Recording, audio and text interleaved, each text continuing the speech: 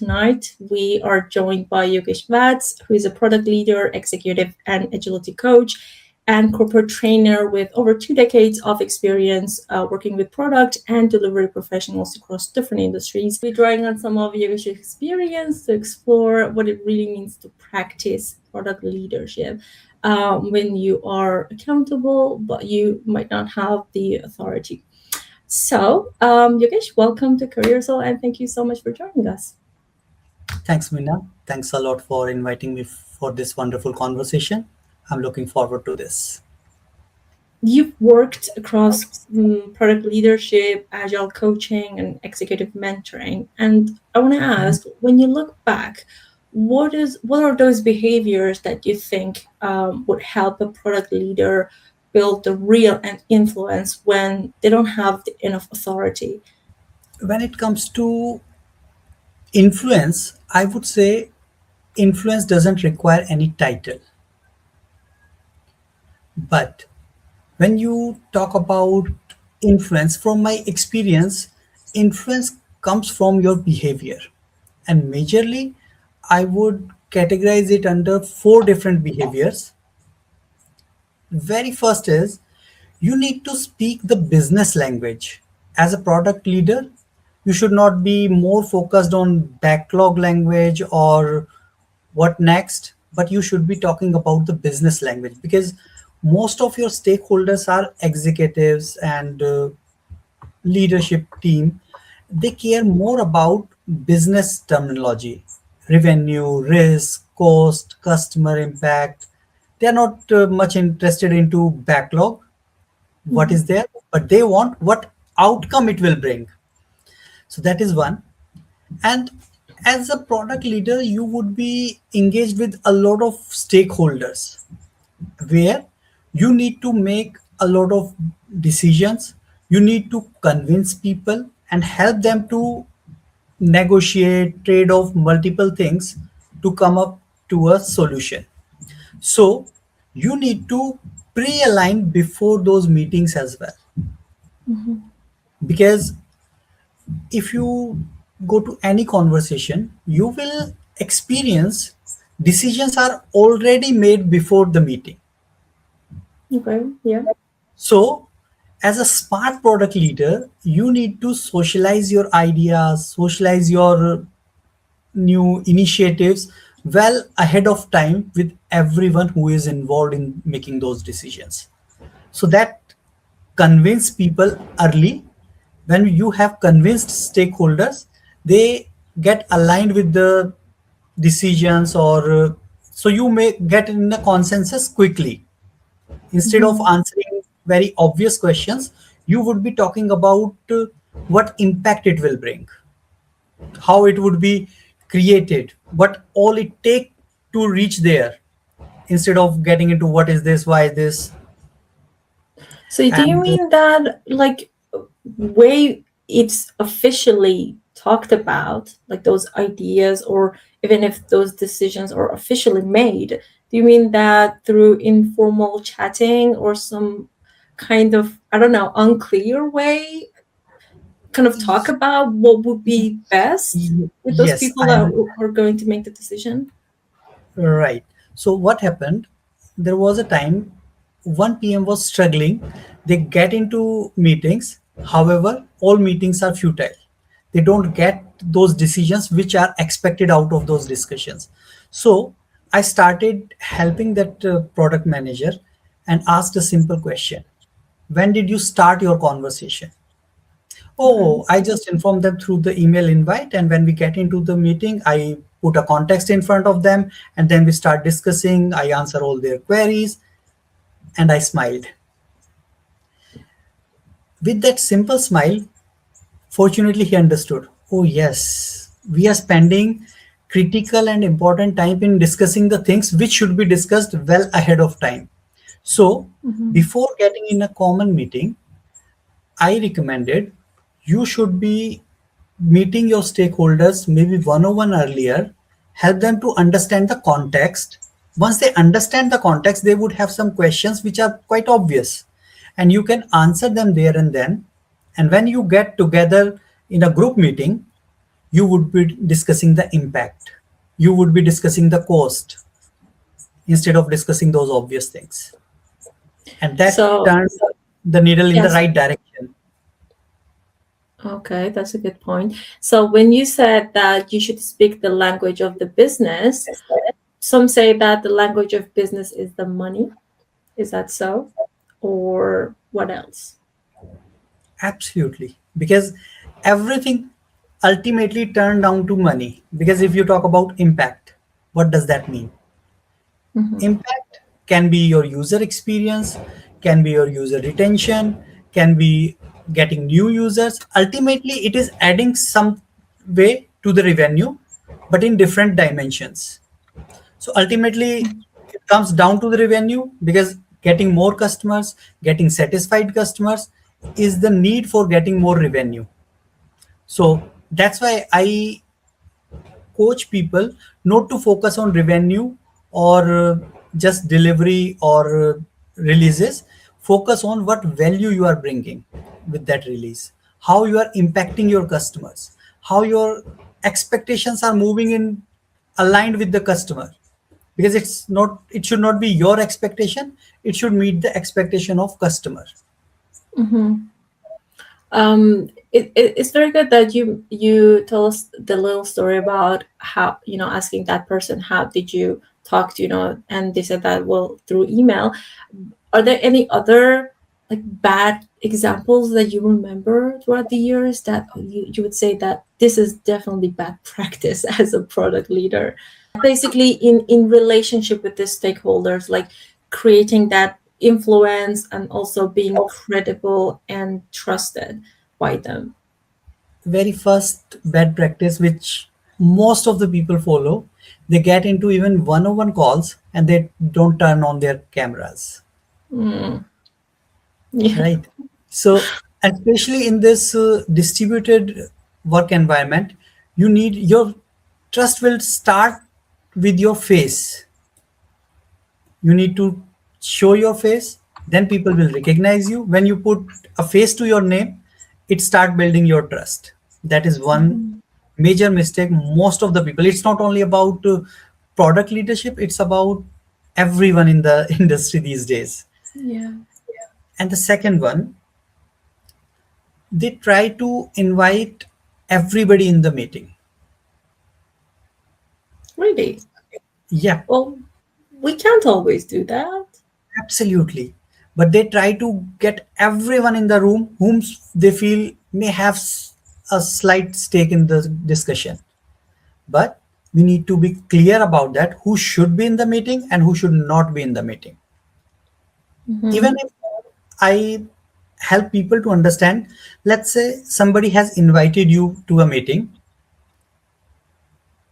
If you are not clear in the beginning, you just get into the meeting. After quick assessment in initial 5-10 minutes, you drop off if you find you are not adding value to the meeting. And this is something which, people whom we can't even expect would be inviting these everybody in the meeting. Those people are also making that mistake.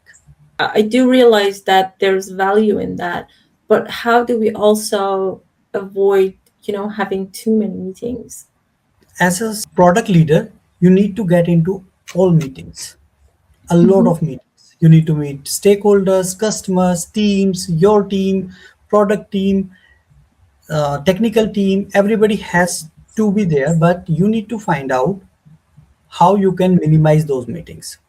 So you can quickly create what we say metrics around it and quantify quickly which all meetings are needed, which are not, which can wait. Mm-hmm. When you keep prioritizing your effort, that would help you to minimize those meetings also. And for that, you need to prioritize your focus. What is your focus right now? What can wait for tomorrow, next week, next month, next quarter, next release? So that way, when you have that roadmap in place, you can minimize a lot of meetings because your focus should be on your current phase as well as maybe upcoming release. Apart from these two release, current release and next release, you should not be getting into any conversation related to the release post that. Speaking of release, I mean, this is something that almost everyone deals with when it comes Mhm. to, building products, and that is that some senior stakeholder comes in and just introduces a whole new priority which wasn't in the plan. And probably, I know that we already touched on this bit, that we need to kind of communicate that in advance, prepare everything. But let's assume that that has happened but hasn't, worked out the way that we want. We have new priorities in. How would you, your experience, how do you deal with that senior stakeholder kind of without impacting your relationship with them? And also, you care about the product. How do you handle that side as well? You must agree, in the organization, everybody comes with something urgent. For Yeah, them, everything is urgent. of course. And you are in a relation with all the stakeholders as well, as you mentioned. So you need to maintain your relation as well. So you should not be saying no straightforward or just a blunt no, but you need to put that conversation in some strategic way. Like I may suggest product leaders to ask start asking questions. So first, whatever initiative or new feature leadership is pushing, you need to first put it to some metrics. What business metric does it impact? If we need to do this, what we can deprioritize so that we can take it in. And once we have clarity on these two questions, then we can ask straightforward one quick question: is this urgent or just loud? So Yeah. after mapping these things to certain metrics, and we get into trade-off, people will take a step back and start analyzing the things, and they get more clarity, because even people are not aware whether they need it now or later. Yeah. So when you push, instead of pushing back, you ask questions, ask more questions. Product leaders should be firm on priorities and maybe flexible on people. Mm-hmm. What does that mean? It means you should not be rejecting or accepting requests emotionally, right? So Yeah. first you need to acknowledge the stakeholder, hear them out. Mm-hmm. So they should feel heard, right? And then you can provide some alternates to it instead of a flat no. Mm-hmm. So in that case, when people feel heard, they accept boundaries, and these boundaries build trust, because we know Yeah. what we can expect, what we can't expect. So these are kind of team agreements within the stakeholders as well. So we need to set the right expectations. So setting up boundaries means setting up the right expectations. But are there anything else, like how much, for example, would you suggest that the product leader spend time on discovery, instead of delivery? I would say direction. One is focused on direction, and other Yeah. one is focused on backlog management, Yeah. right? So direction requires conviction, whereas backlog management requires organization. Both are important for managing a product. So when you step in as a backlog manager would focus more on what should I build next, Yeah. but without thinking what is needed next. So product owner would be looking for the direction and focus on the what problem we are going to solve and why now. It's not only solving the problem, but why now. Timing also matters. So here, if you see, you will find complete difference would be found in the focus. To understand the direction of the product, as a product owner, you need to focus on market. You need to understand the market, what market needs. You need to understand your customers, their insights, their expectations, and you understand them all, but you need to define the clear outcome metrics as well. Mm-hmm. What you are going to build, how those would be adding value or measured.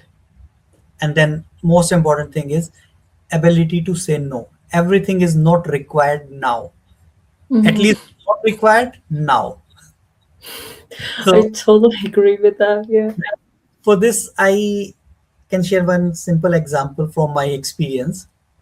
Stakeholder was every time comes with an important task. Hey, can you do this? It is critical, urgent right now in this week or this today.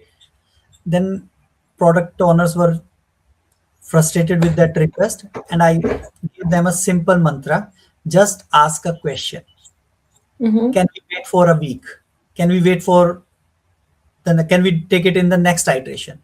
When you ask that simple question, it again put your stakeholders in a safe zone.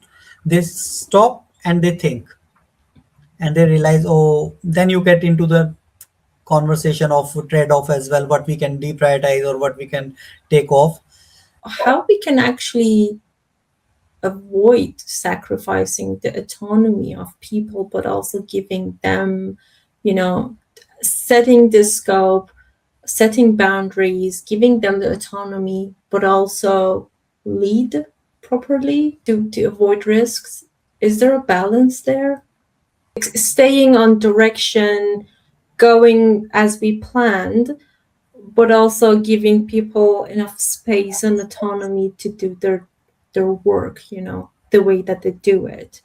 There are multiple aspects of product. So, as a product owner or as a product manager, you would be owning the product. However, its implementation, execution, your architecture, and sales, marketing, and usage, even maintenance, that all come together to decide how we would be moving forward. So, you need to enable people to make decisions of their domain.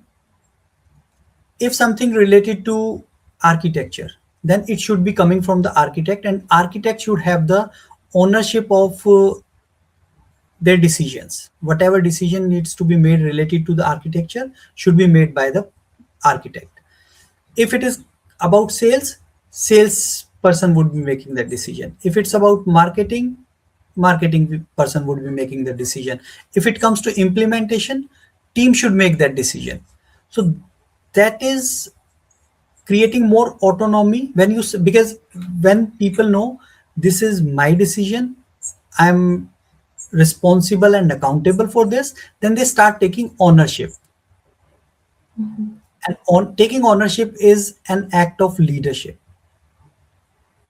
So this way, when they take ownership, they start analyzing everything, because being a product manager, you would not be able to think about all aspects of product.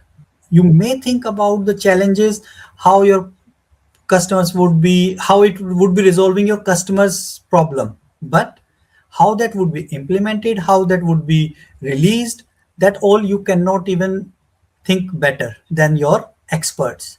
So this way, you are not only giving autonomy to the teams or team members, but you are minimizing the risk as well, because they assess their risk better than anyone else. Everybody is an expert in their domain. When you respect that, you give them autonomy, and they start taking the ownership, it will definitely create a balance, and you minimize a lot of risk before even they surface. I'm in mainly, involved in project management. So I would say that there's a difference between a project manager and a project leader. So thinking about that, having that in mind, for example, someone who is working as a scrum master, they want to move into product leadership.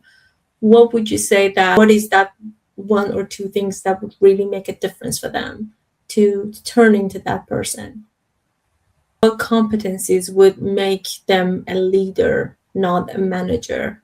When it comes to a difference in manager and leader, I would talk, recommend start coaching your team members, because when you become a coach, you are a leader. And to get into that, start asking questions, start asking powerful questions.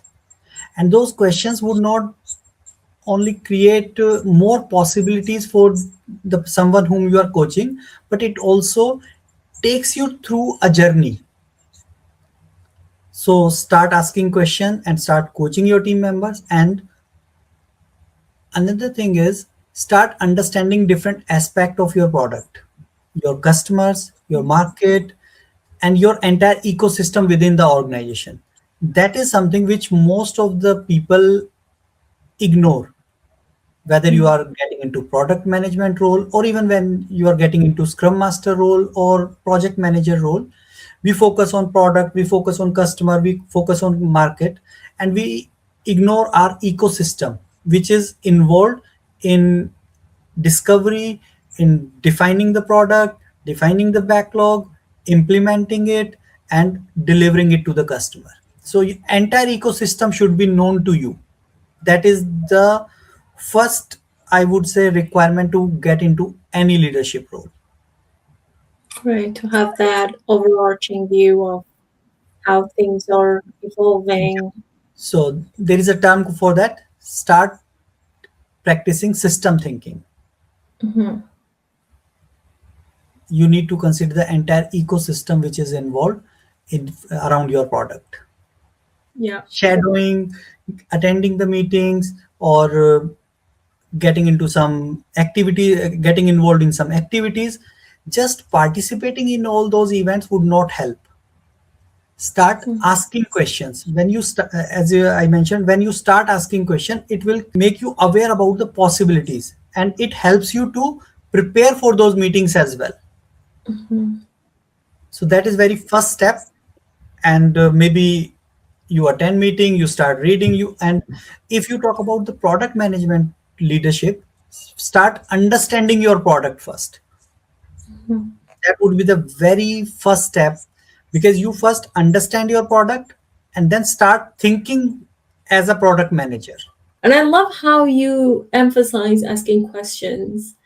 I keep telling, whoever listens actually, that probably I would consider one of the best attributes of a person is curiosity and just asking questions. And it Yeah. just solves so many problems. It just shows the way. And it just surprises me that some people are so against that. Like, just listen and say yes, but do not question it. I'm like, how? How would you do that? I mean, you can just uncover so much by just asking questions, let alone, learning a lot more. So and yeah, I love how you emphasize that. and I would like to add one more thing here. And you asked how we can minimize so many meetings. So this Hmm. is also another tool which can help you to minimize the meetings. When you start asking questions, so you will not discover certain things in later of your journey. So you discover everything upfront, and those things would be settled into that conversation only.